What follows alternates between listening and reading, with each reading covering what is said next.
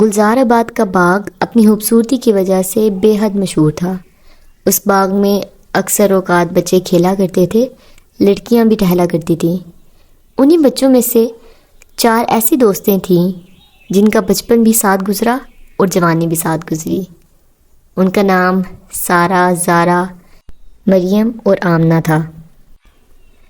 ایک دن 4 دوستیں باغ میں ٹہل رہی تھیں تو ان کی نظر بہت خوبصورت کرسٹلز پہ پڑی۔ یہ کرسٹلز کے بالز بہت خوبصورت اور مختلف رنگوں میں تھے۔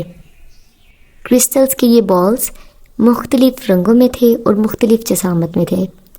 سب لڑکیوں نے چھوٹے بالز کو پکڑ لیا، لیکن ان سب میں ایک بہت بڑا اور ایک بہت خوبصورت بال تھا۔ سارہ نے جیسے ہی بڑا بال دیکھا، اس نے اپنا کرسٹل کا چھوٹا بال سائڈ پہ رکھا اور بڑے بال کی طرف ہو لی۔ جیسے ہی وہ اس بڑے بال کی طرف گئی، اس بال میں اسے اپنا عکس نظر آیا، اسے اپنا بچپن نظر آیا، ایسا بچپن جس میں وہ بہت خوبصورت تھی، اس کے بال بہت خوبصورت تھے۔ اس نے اس بال کو ابھی چھوا نہیں تھا، لیکن اس میں بس اپنا عکس دیکھا تھا۔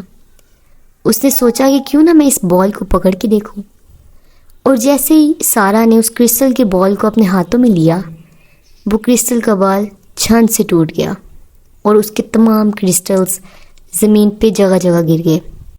جیسے ہی کرسٹل کے چھوٹے چھوٹے ٹکڑے زمین پر گرے، سارہ بھی ساتھ ہی بے ہوش ہو گئی۔ سارہ کے بے ہوش ہونے کے بعد وہ کرسٹلز کے ٹکڑے آہستہ آہستہ غائب ہوتے گئے۔ آمنہ، زارا اور مریم بے حد پریشان تھی کہ آخر کرسٹلز کے ٹکڑے کہاں گئے، اور آخر سارہ کے ساتھ ایسا کیا ہوا کہ وہ بے ہوش ہو گئی۔ سب دوستیں بے حد پریشان تھیں۔ زارا، مریم اور آمنہ نے سارہ کو اٹھانے کی بے حد کوشش کی، لیکن سارہ ہلی بھی نہیں۔ وہ قریب ہی ایک دریا سے کچھ پانی لینے گئیں تاکہ وہ سارہ کے منہ پر وہ پانی پھینکیں اور سارہ ہوش میں آ جائے۔ اس دریا کے پاس ایک نیمف آئی۔ اس نیمف کا نام میڈونا تھا۔ میڈونا نے ہاتھ میں ایک کتاب پکڑی ہوئی تھی اور ان کی طرف دیکھا اور ان سے مخاطب ہوئی۔ اے لڑکیوں، کیا تمہیں پتہ ہے کہ تمہاری دوست کے ساتھ کیا ہوا؟ سب سہیلیوں نے اپنی پریشانی کا اظہار کیا کہ ہمیں سمجھ نہیں آ رہی کہ سارہ کے ساتھ کیا ہوا ہے۔ نیمف میڈونا نے انہیں اپنی کتاب سے پڑھ کر بتایا کہ اصل میں یہ کرسٹل کا بال ایک جادوگرنی کا ہے، اور وہ اس میں کسی کو بھی اپنا بچپن دیکھنے نہیں دیتی، کیونکہ اس میں وہ صرف اپنا بچپن دیکھتی ہے۔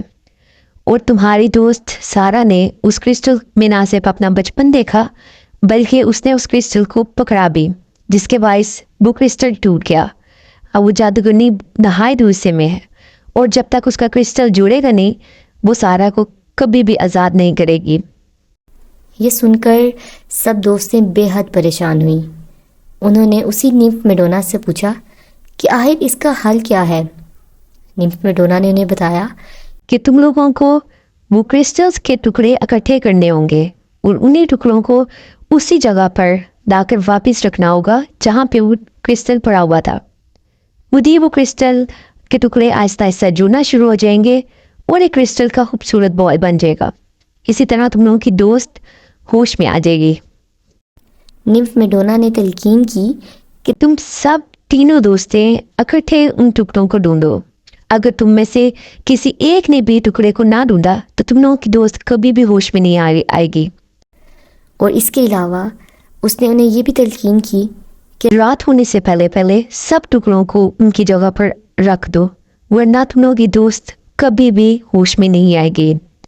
یہ سن کر تینوں دوستیں بے حد پریشان ہوئیں، کیونکہ انہیں سارہ سے بے حد پیار بھی تھا۔ تینوں دوستیں نکل گئیں اور ٹکڑا ڈھونڈنا شروع ہو گئیں۔ سب نے یہ فیصلہ کیا کہ ہر کوئی ایک ایک ٹکڑا ڈھونڈے گا۔ ان میں سے زارا درختوں کے پاس چلی گئی اور درختوں کے اندر اس ٹکڑے کو ڈھونڈنا شروع ہو گئی۔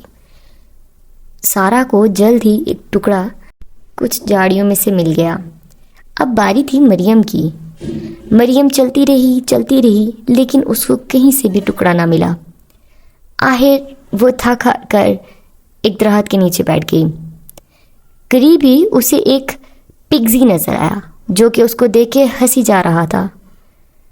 مریم پہلے تو ڈر گئی کہ یہ کیسی عجیب و غریب مخلوق ہے، لیکن پھر پگزی نے اسے حیران کر دیا یہ بتا کر کہ وہ جانتا ہے کہ وہ کیا ڈھونڈ رہی ہے۔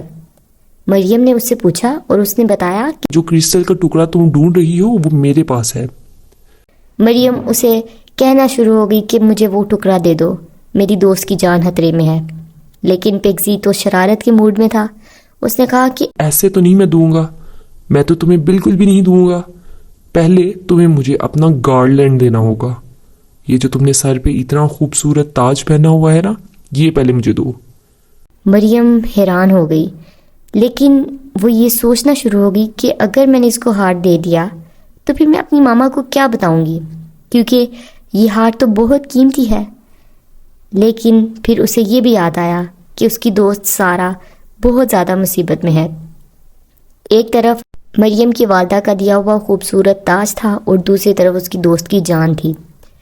اس وقت دوستی کا کڑا امتحان تھا۔ مریم نے وہ تاج پگزی کو دے دیا اور بدلے میں اس سے وہ ٹکڑا لے لیا اور واپس اپنے ٹھکانے پہ آ گئی۔ اب باری تھی آمنہ کی۔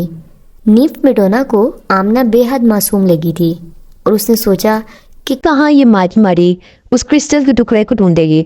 اس لیے اس نے سوچا کہ اسے ایک ہنٹ دے دیتی ہوں۔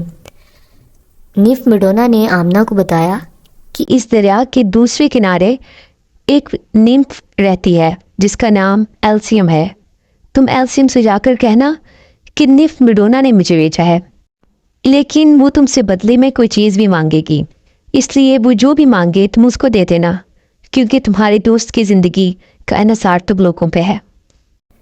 یہ سن کر آمنہ دریا کی دوسری جانب چل پڑتی ہے۔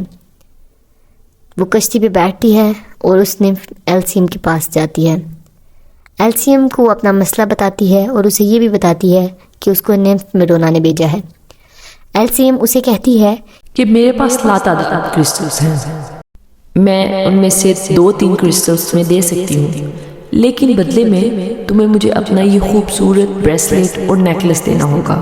وہ نیکلس اور بریسلیٹ بے حد قیمتی تھے، لیکن پھر بھی آمنہ نے وہ دونوں چیزیں اسے دے دیں اور اسے کرسٹلز لے آئی۔